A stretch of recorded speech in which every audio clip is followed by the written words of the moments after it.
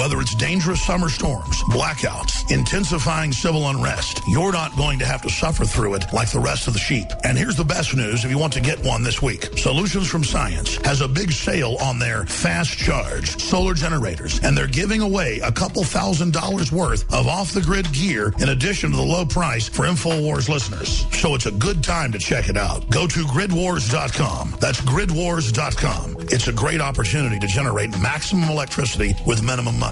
Go to gridwars.com. That's gridwars.com.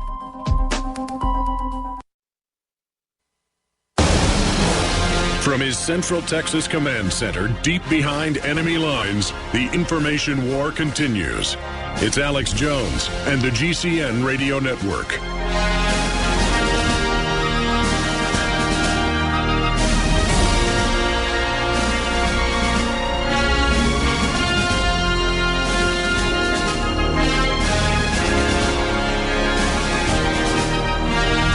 I tell you, this is such an incredible news day just to witness all the things that are happening around us in our world. We have the sitting attorney general, who is a complete political operative of the Clintons, Loretta Lynch, meeting on the tarmac days ago secretly with Bill Clinton. They ordered, the FBI ordered, this is ABC News, reporters have gone public, and others. We played the clip last hour. We'll play it again this hour. And said we were told to turn our cameras off and to basically not talk about it. And see, they pre-vet the questions now at these press conferences. So if you don't go along with the pre-vetting and you ever basically ask a real question, you get kicked out of the so-called press corps. So they're so arrogant that they would meet, and it took days for this to even come out. And then she went and spoke today at the Aspen Institute. We played this clip last hour. We're going to play it for Dan Bongino, former senior Secret Service agent who's quit because things were so corrupt and has valiantly been exposing what's happened. Not only in front of the press corps, there were reportedly more than 50 different people there.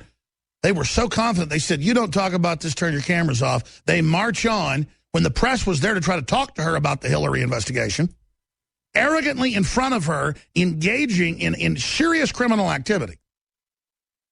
Don't just recuse yourself. I mean, she's the person sitting over all this, and then she tells the Aspen Institute today, oh, I don't need to recuse myself because I'm not involved. I'm going to take his recommendation.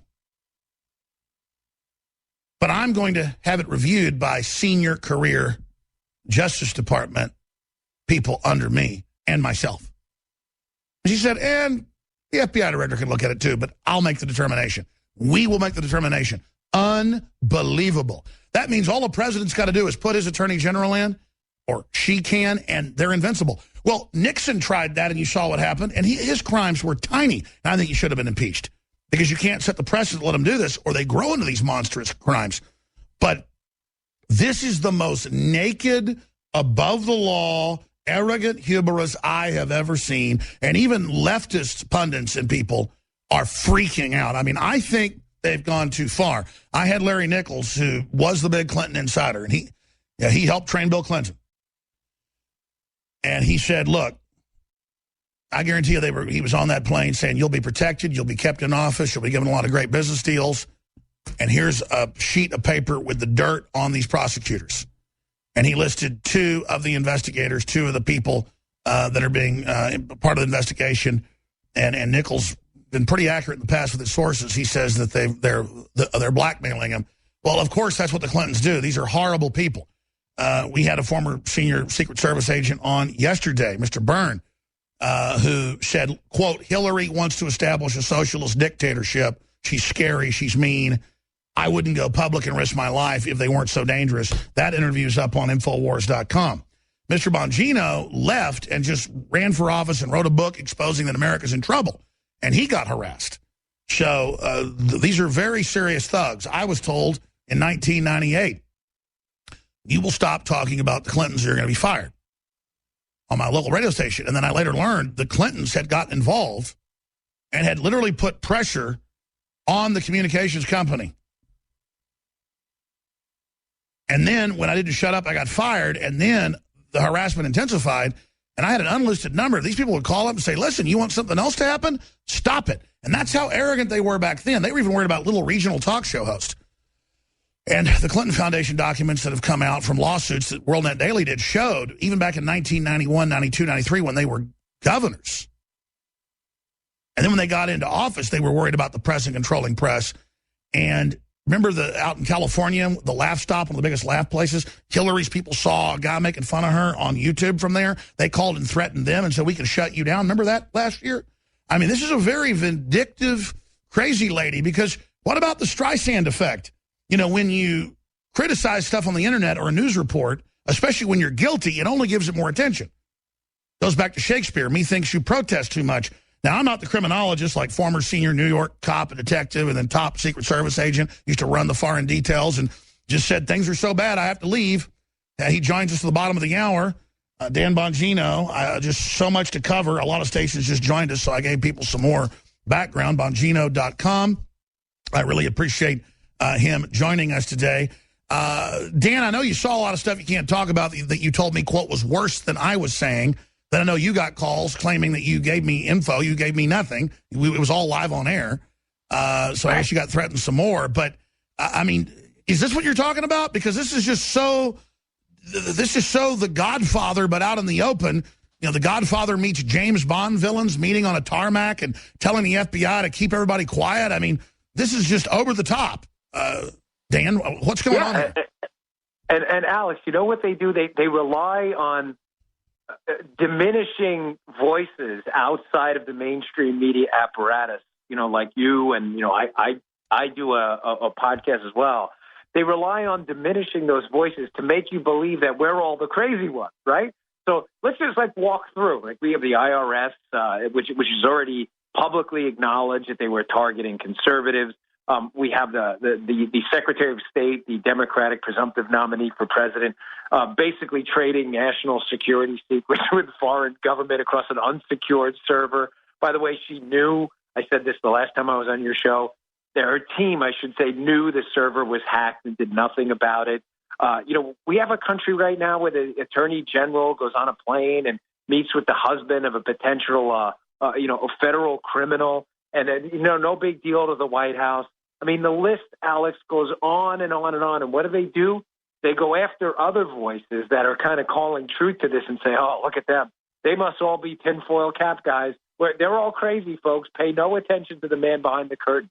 I mean, it's really disturbing where we are right now as a country. And this is the way they get it done.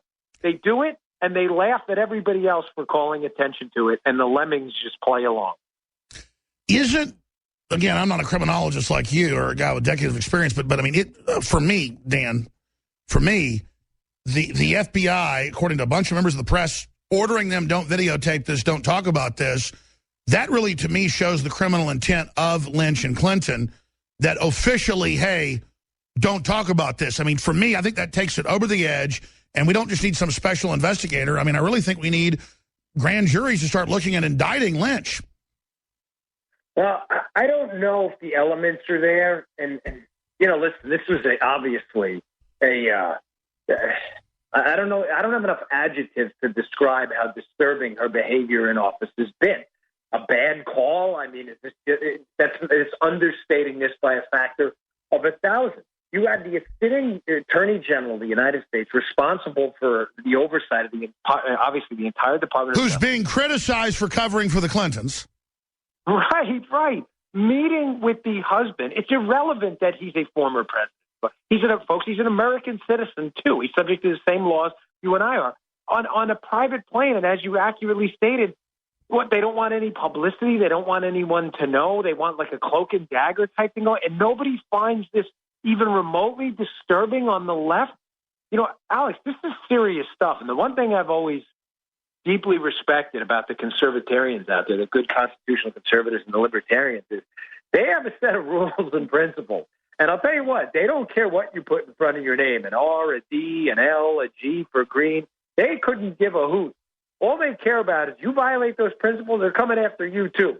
And they're going to make sure you get out of office. My problem with the far left, not all Democrats, because a lot of Democrats fed up with this crap too, but with the far left is they don't care, Alex. come after go after the right. They're a cult. In fact, the more corruption, I'll never forget MSNBC on a bunch of their shows. We did a compilation video of Carlos Watson and Maddow, all of them going, yes, of course we're going after Christian and veterans and groups. You're racist Tea Parties. You deserve it. I mean, it's totally illegal. It's totally criminal. They just dehumanize us and call us racist, so it's okay to have the IRS persecute everybody. I mean, they're proud of that. It's very, very authoritarian, very brown shirt. I heard a clip yesterday. It was Christian Amanpour, to use the accent they use on the show, arguing with a good conservative, Daniel Hannan. And it was from a CNN clip. And it's amazing. After the Brexit, this is to show you how the left works and how they just prosper on division politics and dividing up the country and causing animosity. And she's insisting that there was some anti-Muslim or whatever it is graffiti in Poland. It was like an isolated incident. And she's trying to blame people who don't want to, don't want the EU, don't want these new foreign bureaucrats overseeing their local economies. She's trying to paint them as a bunch of racists, as if they caused it. You saw the same thing at these Trump rallies. Listen, regardless of your take on Trump, pro, con, or whatever, Trump has the right to say what he wants. It's a free country. We have the right to free speech. So you don't incite violence anywhere else. So what does the left do? They go attack people. They're stalking people. They're breaking people's noses. And what's the media take on the left? Oh, yeah, Trump did it. Excuse me? So let me get this straight. People on the right are like, we get it. Not all Muslims are responsible for the behavior of a few terrorists out there. But on the left's take is Trump says something. Every single conservative and libertarian is now responsible for some rhetoric from the Trump campaign. I know. Even the L.A. Times and the mayor there in Sacramento, when it was men with Mexican flags beating up a white woman, bloodying her for no reason, and then the media was like, well, she deserves it. I mean, it's a new level. You imagine if there was a bunch of gringos beating up a Hispanic lady, there'd be riots nationwide. There should be. I mean, it's out of control. But look at these headlines. Suspected Istanbul attack mastermind was a refugee protected by the EU. It's the same thing every time. Look at this one. Swedish woman, the police are giving them bracelets that tell Muslim men, don't rape me. I mean, it's just getting crazier and crazier. What is the sickening love affair with the left with Orthodox radical Islam that seems to be taking over? I mean, what is their problem? I don't understand it. All right. This is important. And your audience is a pretty smart crowd over there. There's a twofold reason for this. And if you don't understand the why, the why matters, folks. No, the whole thing, this is a useless conversation. You got to understand the why. The Obama administration will not say radical Islam for two reasons. Number one, the terrorism issue does not work for him politically, and Barack Obama is a political person first. Everything else is a distant second, if there at all. He cares purely about politics and tactics. The terrorism issue does not work for him anymore because the Democratic Party is not serious about it. Secondly, they practice division politics. It's all they have, Alex. They don't run campaign signs. Vote Barack Obama. Vote for a tax hike. Vote for the worst recovery from a recession in modern American history. Vote for Obamacare so your costs go up and you lose your doctor. That's not their campaign. They can't say vote for 4 more years of the giant screw job. No, they can't. So what do? They get you to vote against the other guy. The exit polls are conclusive on this. Romney beat him in every single category except the one category that mattered. Who cares more about people like you? The left is not stupid. The way they get you to So how do we counter identity politics? How do we counter that? Because listen, I know the police aren't perfect. I criticize bad departments and bad people, but it's not, 1,000 people get killed a year by the cops. They admit 90+% of that's legitimate. Maybe it's 100+ innocent people killed a year out of 330 million. That's not our biggest issue. George Soros finances all over the place, overthrow of governments on an anti-police agenda. Ukraine, other countries, they've actually done it. Egypt was done. Now they're doing that here with hundreds of millions being spent. I know you have your ear to the ground on this, on a true war on police, to blame police for everything. So they stand down. There's crime waves. Then federal control comes in. But I really see it waking the police up, though, to this whole globalist agenda. But what's the inside baseball? Dan Bongino, former senior Secret Service agent, former New York cop. I mean, what's going on with the war on police? Because you talk about a whole divide and conquer strategy. What is that crazy strategy? Yeah, this is another. The left, they have this interesting issue.